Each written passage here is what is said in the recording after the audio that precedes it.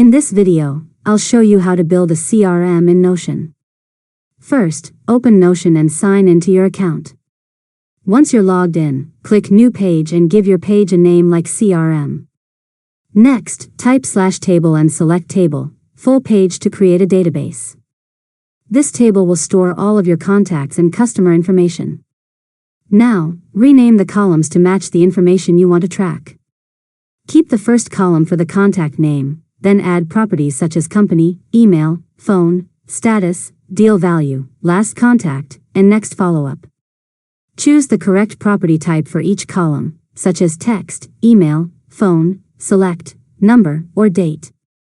After that, start adding your contacts by creating a new row for each lead or customer.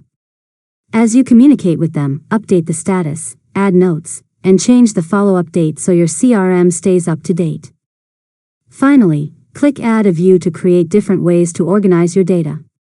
For example, create a board view to manage deals by status or a calendar view to keep track of upcoming follow-up dates. Continue updating your CRM as you add new contacts and close more deals. And that's it. You've successfully learned how to build a CRM in Notion. If you found this tutorial helpful, make sure to subscribe to Learn Mode Lab for more tutorials.